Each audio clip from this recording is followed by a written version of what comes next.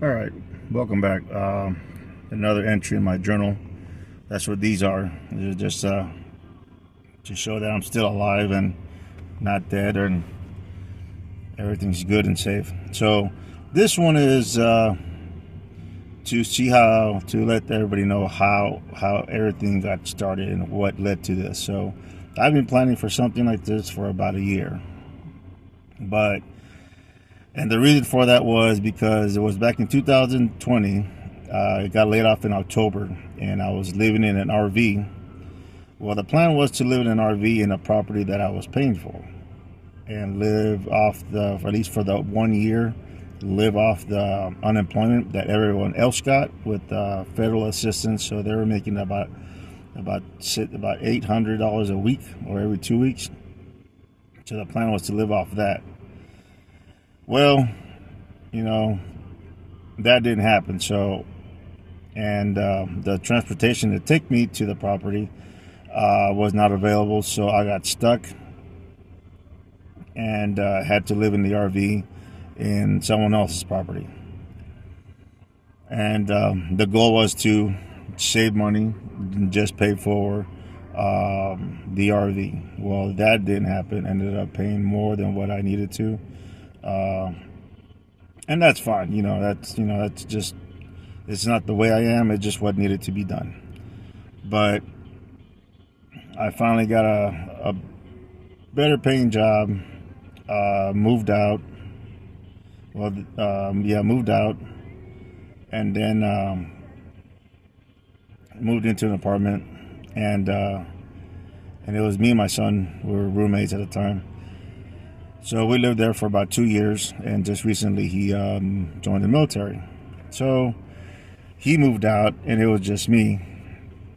And I was making the bills, barely scraping by enough to where I was, had food, had utilities. As far as like anything over, it was just a little bit over.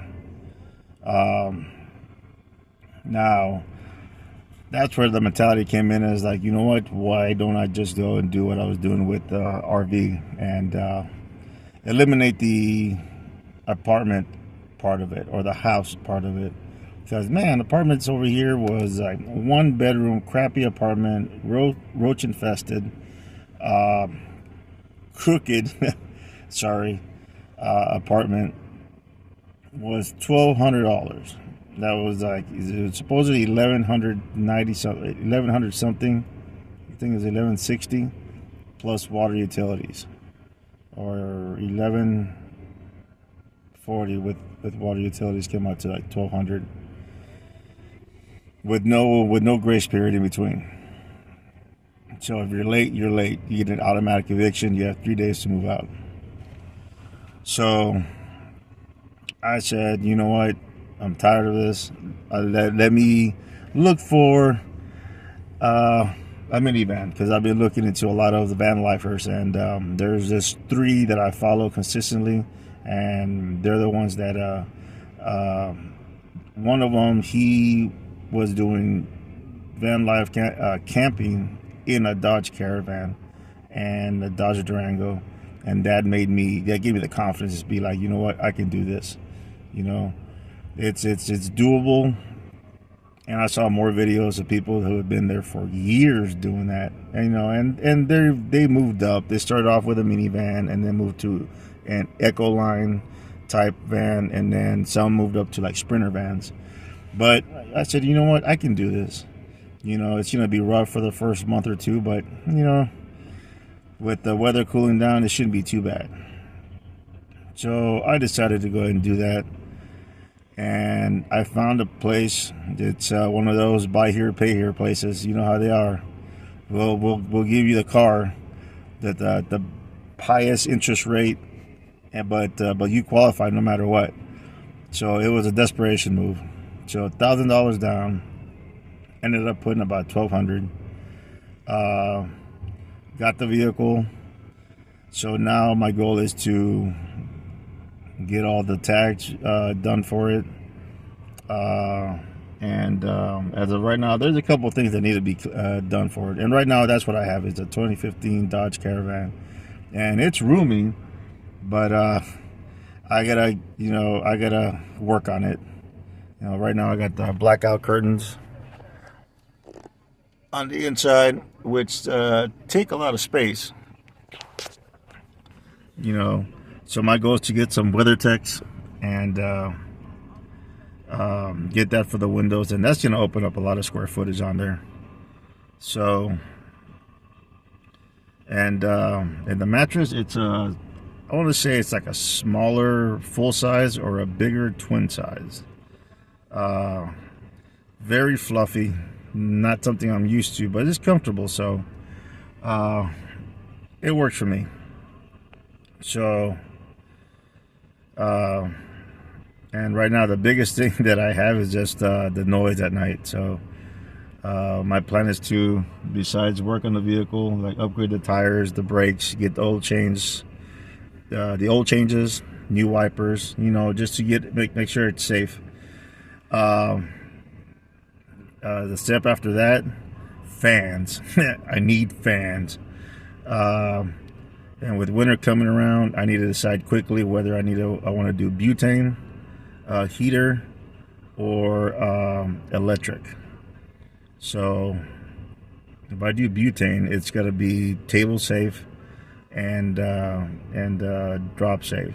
So that way I can set it up and not worry about the blackouts catching on fire. Definitely gonna get a fire extinguisher and a carbon monoxide sensor, because those are, they're actually kind of cheap for the smaller extinguishers and carbon monoxide. I think they're like $15 here in Wally World. But